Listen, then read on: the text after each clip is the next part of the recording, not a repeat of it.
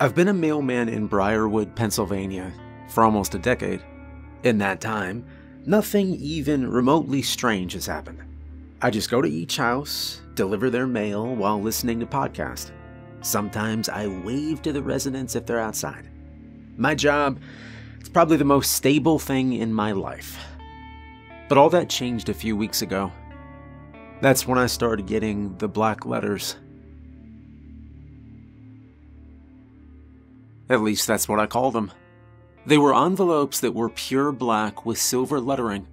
No return address, no stamp either. Which was weird. They shouldn't have been able to get into my mail truck without a stamp. I didn't know what to do with them. But when I mentioned it to my boss, he was too busy to care. So I delivered them with the rest of the mail.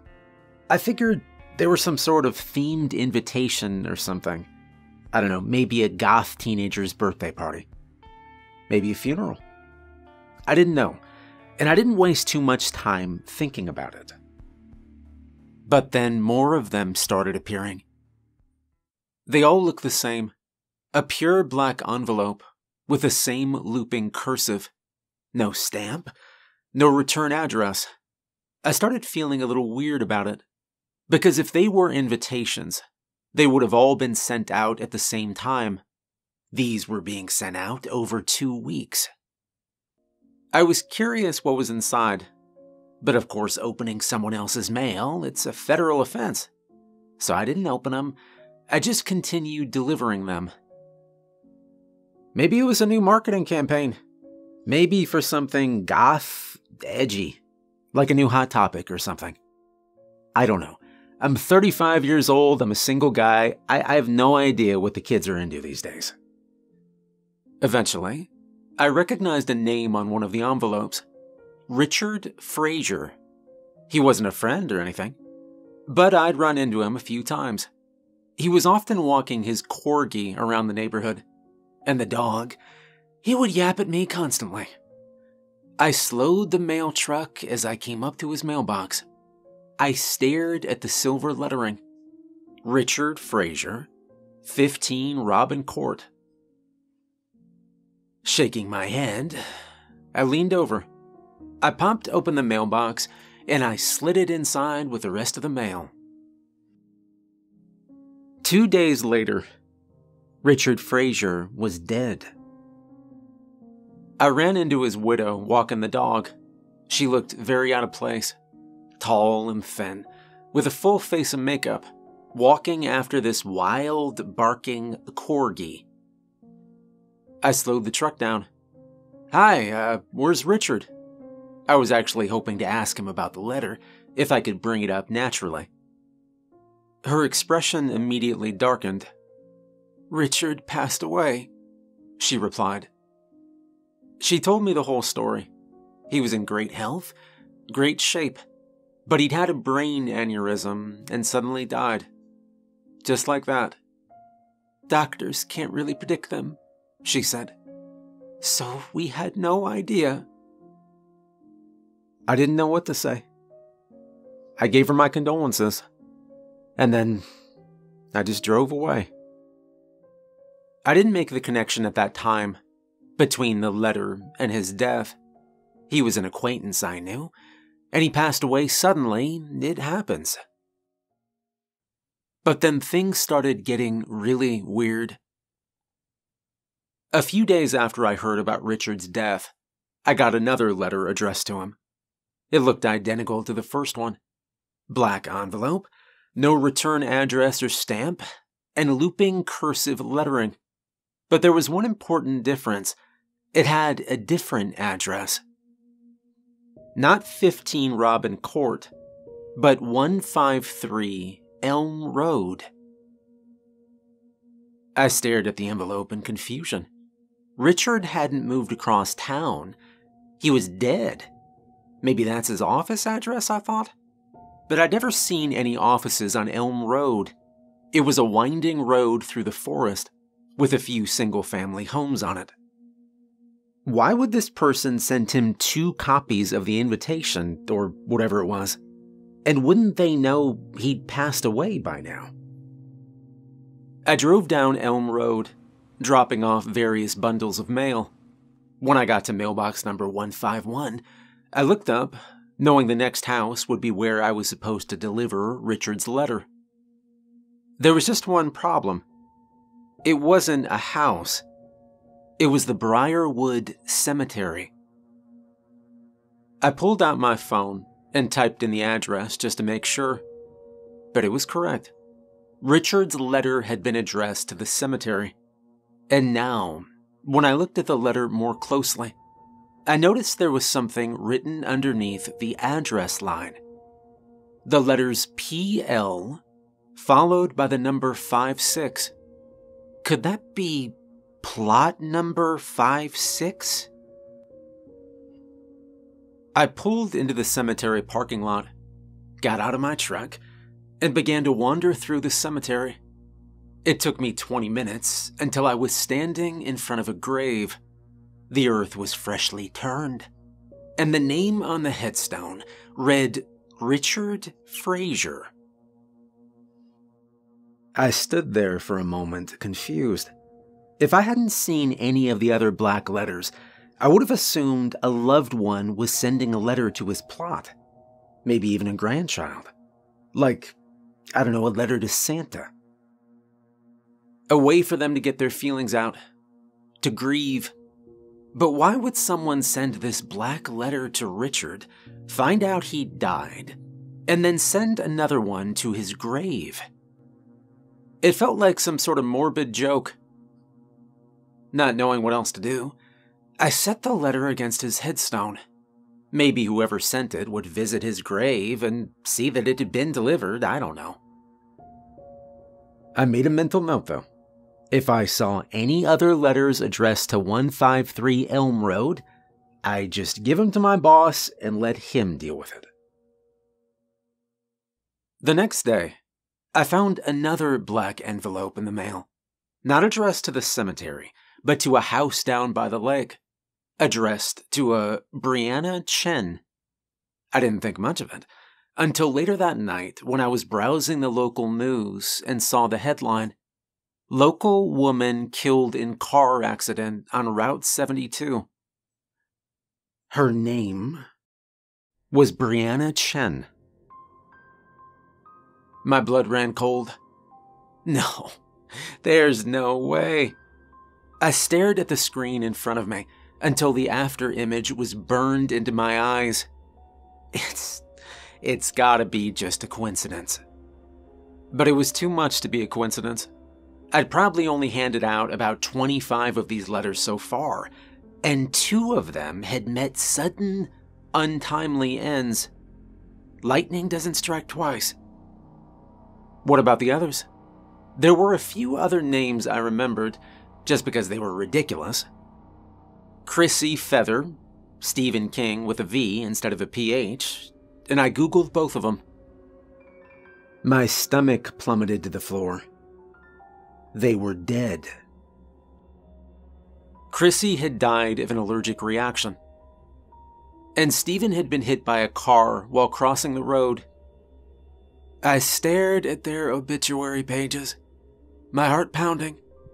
There is no way that's a coincidence. The letters. Are they killing these people? Or maybe just predicting the future? Am I helping these people die by delivering these letters? First thing the next morning, I went to my boss and I told him everything.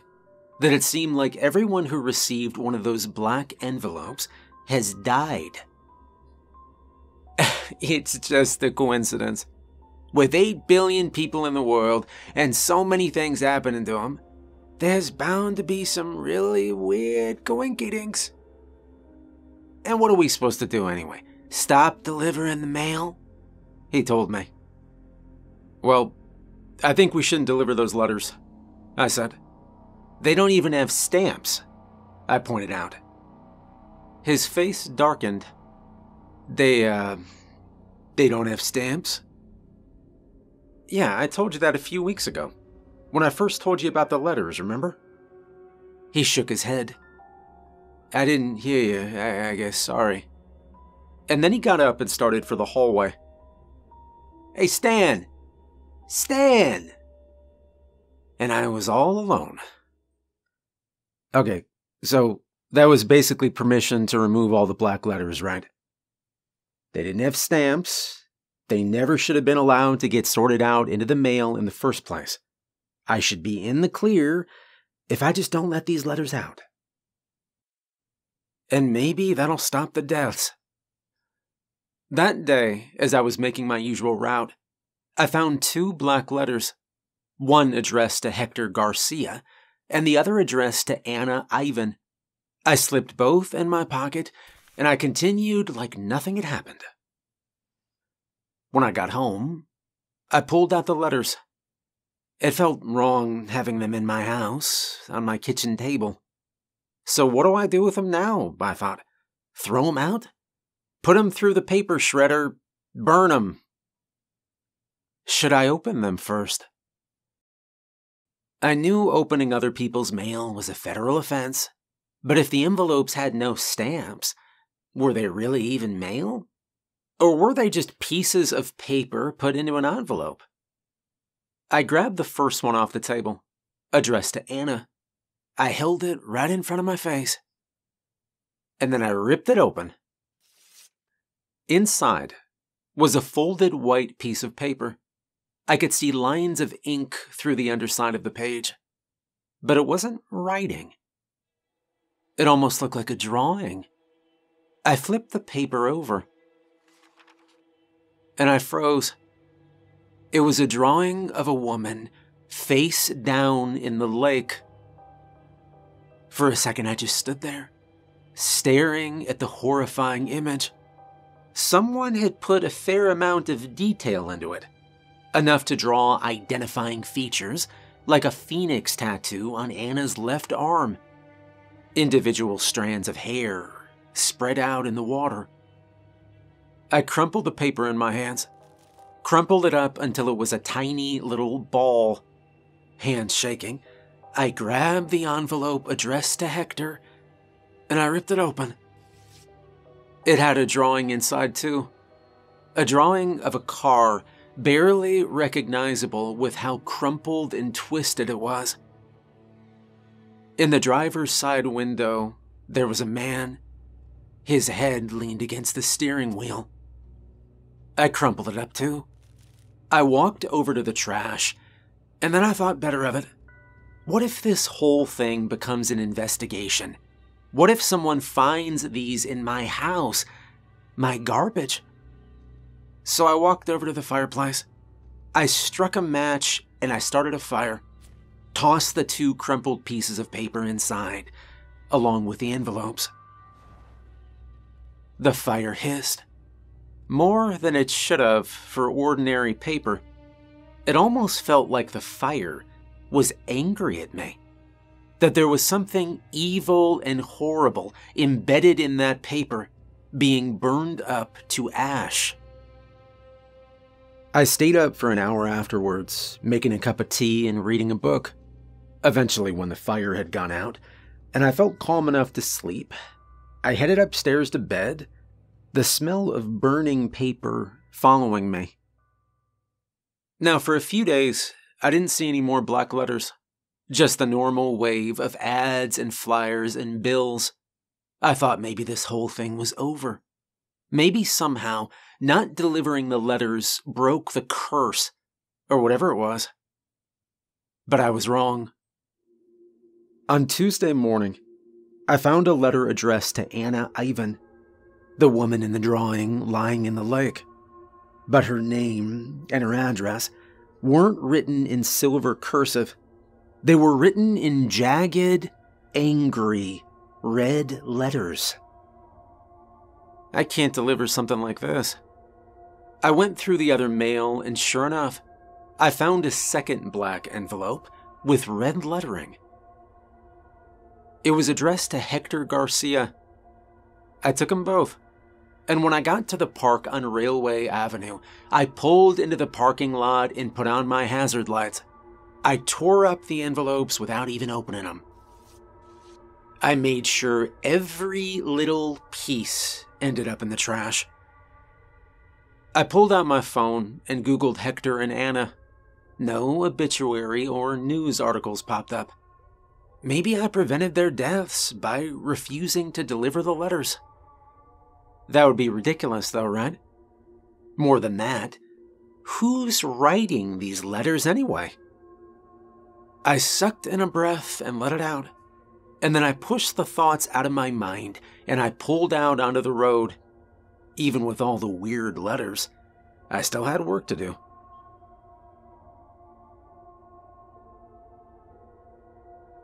Things went fine that day for the most part. The Doberman on Tulip Avenue barked at me a lot, but other than that, it was a peaceful day. Until I got to the last bundle of mail. There was another black letter I'd missed. It'd been tucked in tight, wedged between two junk mail flyers. My heart started pounding. My hands shook as I took it out. All the air was sucked out of my lungs. The envelope shook and fluttered in my hands before falling to the floor. The envelope had my name on it. And for the longest time, I couldn't open it. I just sat there, watching the sunlight out the windshield. I turned it over and over again in my hands. The silver lettering glinted against the black paper. I knew what it would be. A disturbing, horrible drawing of my own death. And I couldn't open it. Couldn't receive it. Opening it might cause my death. That seemed to be the case for Richard Fraser, Brianna Chen, and all the others. I pulled back into the park. The cold wind, the sounds of children playing on the nearby playground, they all sounded muffled to me. It was like I was underwater, as if they were in some faraway place. Some happy place, completely disconnected from my own world. Without opening the letter, I put it in the trash, and then I delivered the final bit of mail and I drove back to the post office. I made sure to lock every door and window as soon as I got home. I woke up later than usual the next day. I didn't sleep well that night. I kept waking up over and over. No reason. I should talk to someone about this, I thought. I should talk to someone about the letters.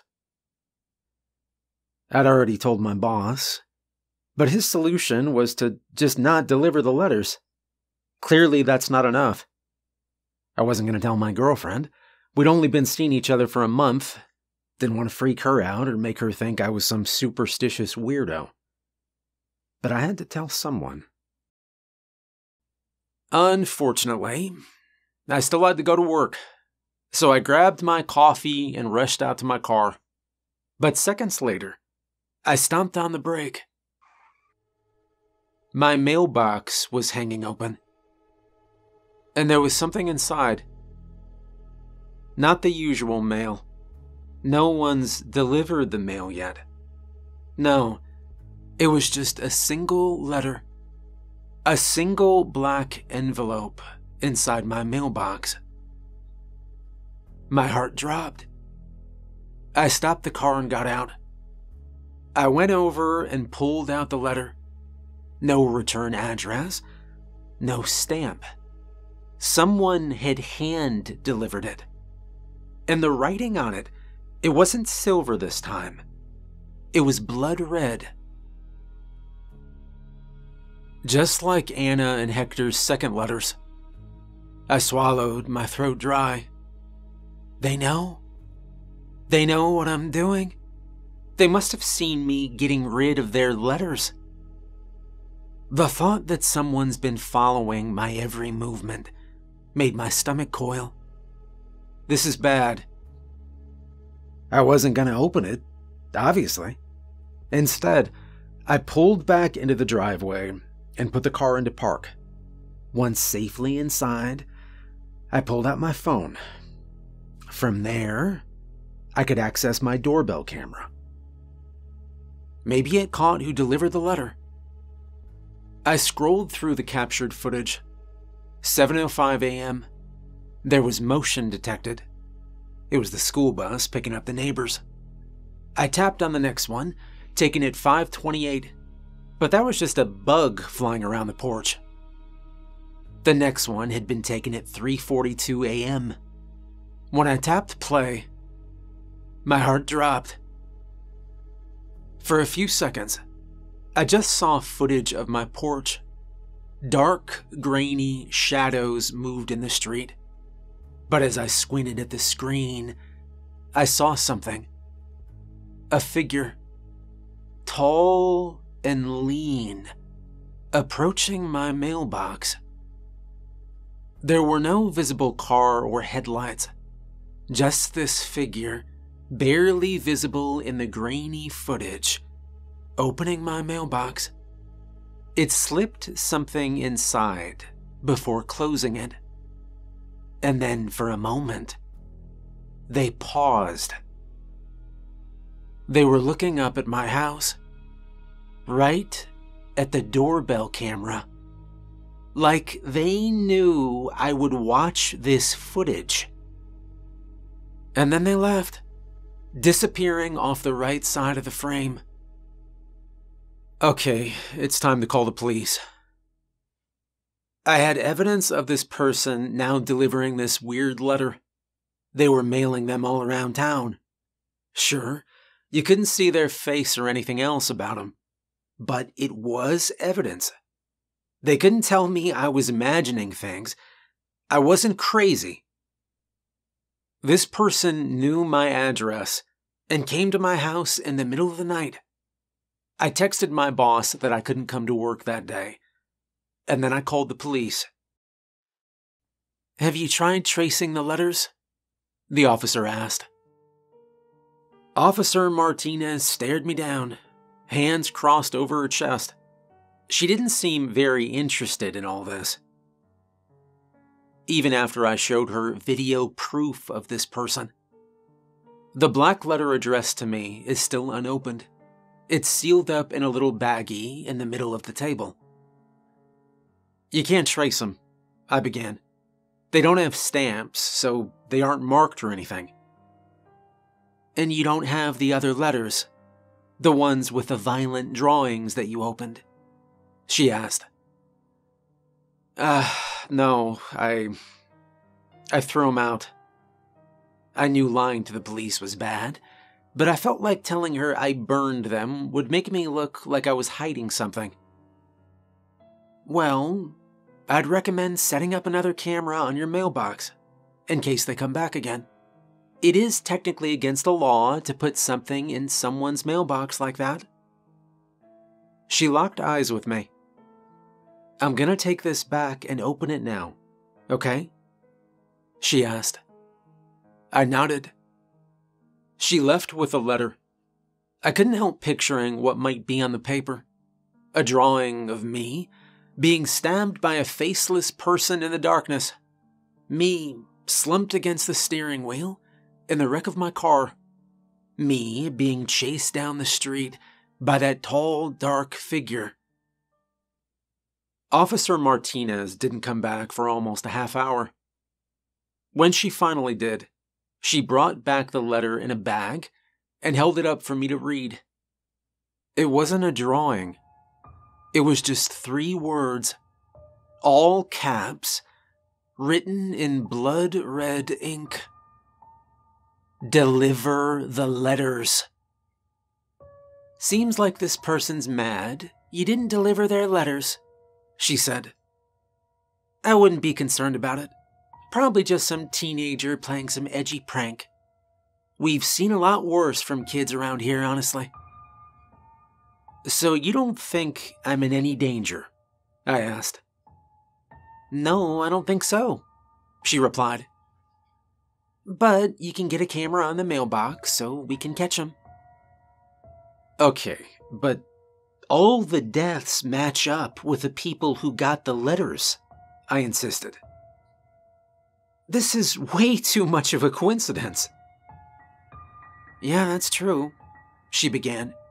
and I would be concerned if all those people died violent, unexplained deaths.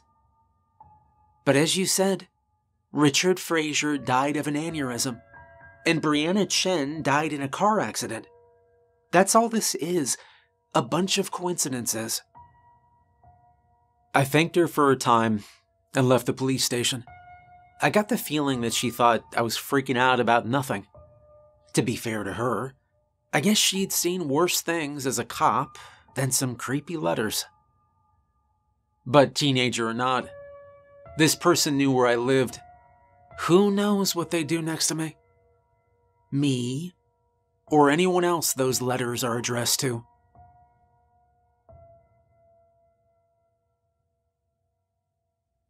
I took the rest of the day off and bought a small camera. I put it under the mailbox. It couldn't be seen there. And then I went to bed. I'm not sure if I really wanted any more footage of a tall, shadowy figure in front of my house. Thankfully, there was nothing in my mailbox that morning.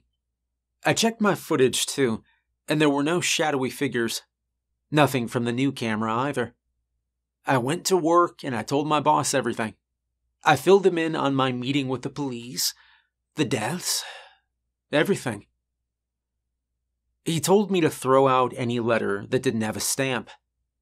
And that was all he'd say. So I got into the truck and I started my route. I put on some music to help calm my nerves. I started at the north end of town, as usual, making my way through the houses. My nerves were frayed. I couldn't concentrate. And then I saw it. Another black letter tucked between a bundle of white envelopes. Time stopped. I snatched it up, bringing it to my face. My heart dropped when I saw the name. It was addressed Anna Ivan again. The woman whose drawing showed her face down in the lake. The address on this letter was different, though. It wasn't even a proper address. Under her name, it just says Lakeside Drive. My blood ran cold. I quickly pulled out my phone and Googled her name, but there was nothing about her online. No news articles, no obituaries, nothing. The lump grew in my throat. I started the truck and I headed towards the lake. I needed to know. Maybe I could warn her, save her even. As I drove down Lakeside Drive, I studied the shoreline. It made me sick, but I was looking for a body. Looking for Anna. I finally pulled into the parking lot for the beach. It was empty. It's roped off since it's too cold to swim. Should I call my boss? The police? Someone? As I sat there thinking about my next move, I saw it. A dot of bright neon pink in the distance, bobbing up and down near the shoreline, about 30 yards away. No. I got out of my car and ran to the shore. My boots sank in the sand. The cold wind whipped at my face. The neon pink dot grew closer. Deep down, I knew it was her. I knew it was Anna. Even though I hadn't delivered the letters, she'd still died. The drawing still came true. I called the police. I couldn't get any closer without actually swimming out to her. So I just stood there, staring at the pink dot until they arrived. When they did, I watched them paddle out to her. They wouldn't tell me what was going on, but by the look on their faces, I knew. They'd found a corpse. I opened the envelope, the one addressed to Anna, on Lakeside Drive. It was just 2 words written in jagged red letters. It said, "I'm sorry." I didn't finish my route. I went home and I shut the doors and locked them. The only option was to quit my job. It was obvious. There was no other way. Surely the police would be taking the whole thing more seriously now. Now since they found Anna. But I didn't care. I just wanted out. I couldn't sleep that night. I tossed and turned, thinking about the letters, about Anna in the water. I should have warned her. I thought destroying the letters was enough. Why didn't I warn her? I knew where she lived. I could have knocked on her door. But I can still warn Hector. I looked up his number online. I dialed it around 1 a.m. He didn't pick up, of course, but I kept trying till I saw it was almost 3. I left a voicemail that probably sounded insane, but I didn't care. I needed to tell him. And then, just as I was about to fall asleep, my phone buzzed. I picked it up. It was a notification. It was from the camera on the mailbox. There's something out there. My blood ran cold. My hands shaking. I tapped the notification. They were wearing a mask this time. A white plastic mask with a wide open smile. The eye cutouts were pitch black, staring into the camera. I dropped the phone. I ran over to the dresser and I dragged it over my door. I need to call the police, I thought. But when I picked up the phone again, the person was gone.